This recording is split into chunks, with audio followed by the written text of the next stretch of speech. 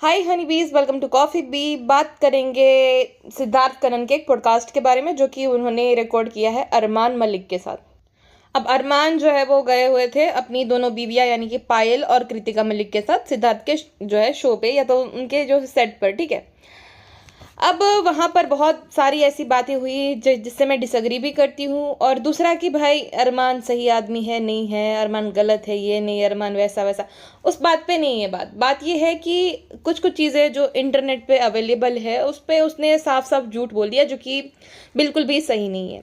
तो सबसे पहला जो क्वेश्चन था वो था पायल से सिद्धार्थ का, ठीक है। सिद्धार्थ पूछते हैं कि पायल जी आप बताइए, आपको जब पता चला कि अरमान का एक्स्ट्रा मैरिटल अफेयर चल रहा है कृतिका के साथ तो आपको कैसा लगा था? आप घर छोड़कर भी चली गई थी मैंने सुना। तो पायल तो देखो उस बात को घुमा ही देती है पूरा। तो कहती है कि उस टाइम पे उन दोनों की लव स्टोरी नहीं चल रही थी, उन दोनों की शादी हो गई थी। भाई हमें भी पता है शादी हो गई थी, लेकिन तुम्हें कैसा फील हुआ था? अब पायल को भी आप समझ सकते हो कि देखो उसकी भी मजबूरी है। अब तीन तीन बच्चे हैं, उस टाइम पे भी बच्चा तो था ही, ऊपर से लव मैरिज की थी, तो बहुत ज़्यादा प्रेशर रहता है ना एक लड़की पे, सोसाइटी का, पेरेंट्स का। पेरेंट्स तो फिर भी उसके सपोर्ट में थे, उसके फेवर में थे कि भाई ठीक है उसे छोड़ दे, वैसे भी आगे चल के ऐसा ऐसा होगा तो छोड़ दे उसे। तो पायल जो है उसने छोड़ भी दिया था। और देखो माँ बाप जो है उसका कंसर्न था। जैसे अरमान ये बोल रहे थे कि भाई उसके कान भरे गए थे, कान नहीं भरे गए थे। माँ बाप का अपने बच्चों के लिए कंसर्न होता है कि अगर किसी के साथ उसने शादी कर ली है, उसके जो पति ने, जहाँ पे उसने लव मैरिज की है, तो माँ बाप को तो चिंता ही होगी ना कि आगे चल के तुझे छोड़ देगा। उससे अच्छा छोड़ दे और ज़िंदगी में आगे बढ़ जा, है ना। तो ये सीन था पूरा। वो कान नहीं भरे थे उसके पेरेंट्स ने, उसके पेरेंट्स की पायल के लिए कंसर्न थे, ठीक है।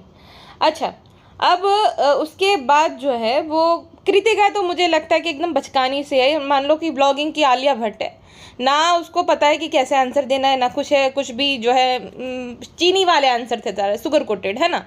हर एक बात को मुझे तो ऐसा ही है, देखो ऐसा है, देखो अब तो मैं तो पायल को बोलती हूँ, मेरी तो बहन है, मैंने तो हनीमून पे भेज दिया दोनों को, पायल को और अरमान जी को। मैंने बोला सबको कि तुम लोग डिस्टर्ब नहीं करोगे अरमान और पायल को। अरे भाई वो गर्लफ्रेंड बॉयफ्रेंड नहीं है, पति पत्नी थे। और क्यों कोई डिस्टर्ब करेगा भाई, वो पति पत्नी है, गर्लफ्रेंड बॉयफ्रेंड तो थे भी नहीं।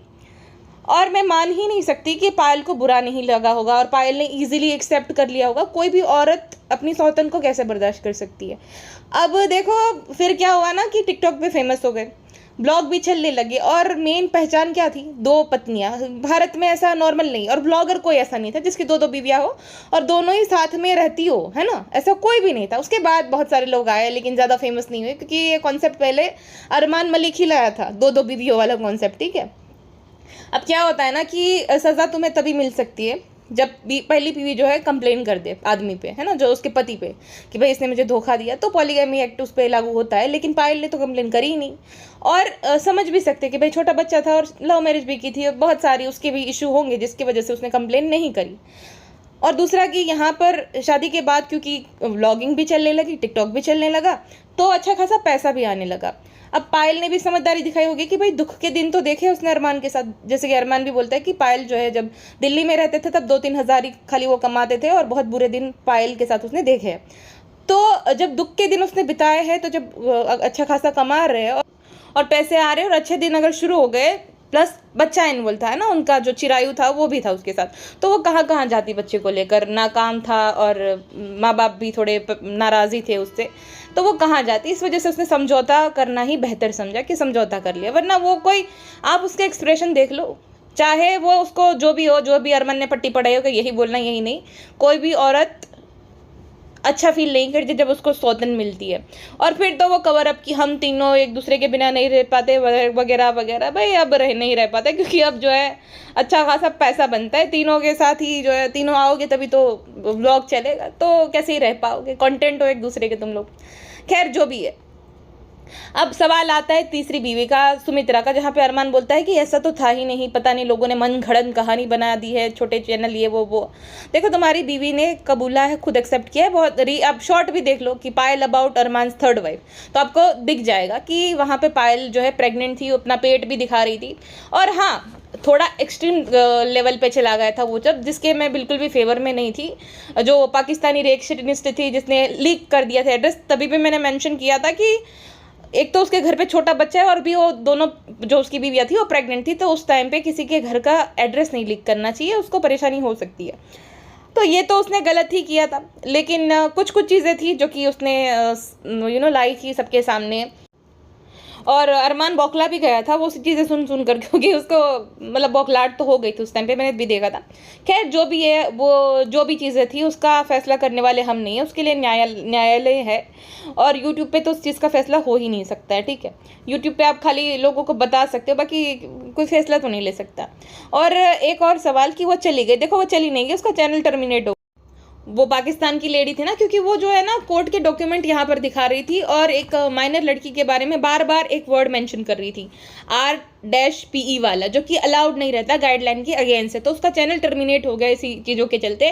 पर्सनल डॉक्यूमेंट शेयर किए थे किसके, और वो भी उसमें क्या इन्वॉल्व था, R-PE जो है उस चीज़ का मामला था, वो लड़की माइनर थी। तो बार बार ये चीज़ दोहरा रही थी, यूट्यूब गाइडलाइंस के ये सख्त खिलाफ है, जिसके चलते शायद उसका चैनल टर्मिनेट हो, जहाँ तक मुझे लगता है, ठीक है। बाकी क्या पता भाई क्या मामला होगा, लेकिन मामला तो मुझे लगता है यही है कि गाइडलाइन के अगेंस्ट उसने कुछ किया जिस वजह से वो टर्मिनेट हो गया चैनल, ठीक है उसका।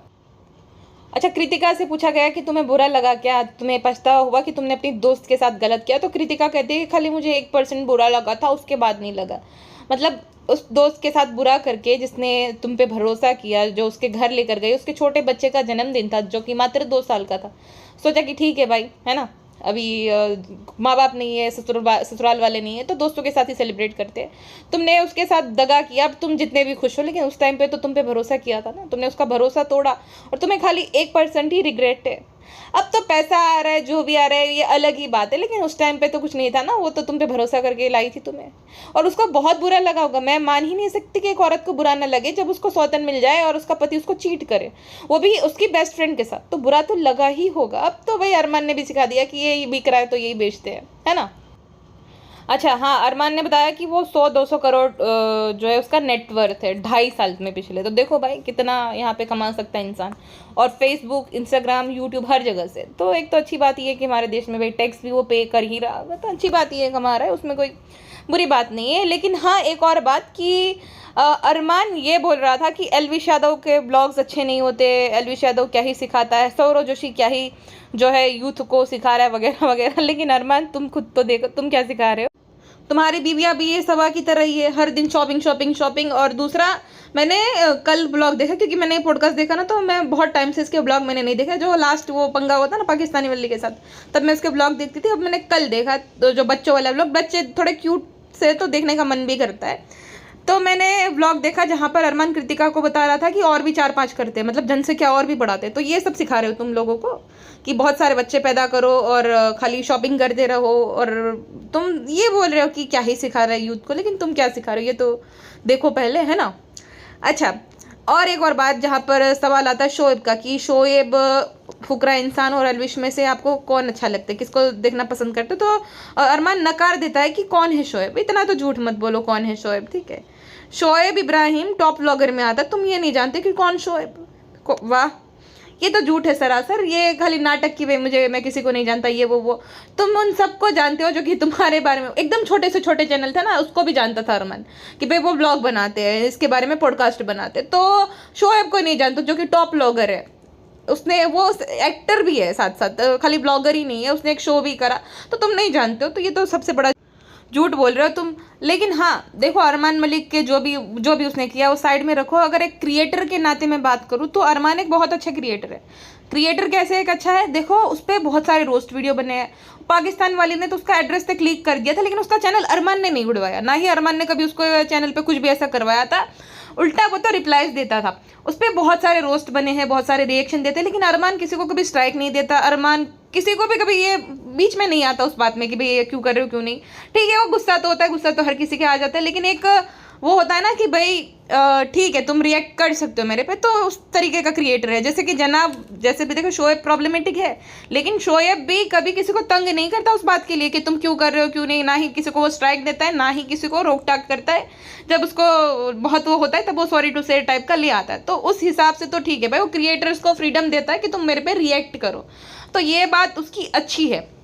अब उसके पर्सनल लाइफ में मतलब जो भी सीन चल रहे हैं वो हमारा काम नहीं है कि उसने क्या किया क्या नहीं। और रही बात कि भाई उसने 2 शादी की 3 की, तो अगर पायल को दिक्कत नहीं तो मुझे नहीं लगता किसी को दिक्कत होनी चाहिए। अगर और क्या है, देखो जो मैसेज वो गलत दे रहा है तो हर किसी का भाई वो होता है कि आप इग्नोर ही मार दो। जैसे कि मैंने आपको बताया कि मैंने खुद ने ये उसके व्लॉग तब देखे जब ये सिद्धार्थ के मैं इंटरव्यूज़ देखती रहती हूँ, तब मुझे जो है वो दिखा और मैंने जो है वो पॉडकास्ट सुना और मैंने रिएक्ट किया। बाकी मैंने पिछले 1 साल से शायद अरमान के व्लॉग्स नहीं देखे, तो आप इग्नोर भी कर सकते हो अगर आप नहीं देखना है तो। बाकी भाई हर किसी की 150 करोड़ लोग हैं, उसमें से अगर मान लो 1 मिलियन भी देख रहे हैं, 150 करोड़ में 1 मिलियन क्या ही संख्या है, तो ऐसा सीन है। ठीक है, आप बताइए आपकी क्या राय है जो सिद्धार्थ और अरमान का इंटरव्यू है या तो पॉडकास्ट है उसके बारे में। फिलहाल के लिए बस इतना ही, मिलते हैं नेक्स्ट पॉडकास्ट में। अपना ध्यान रखिएगा, बाय।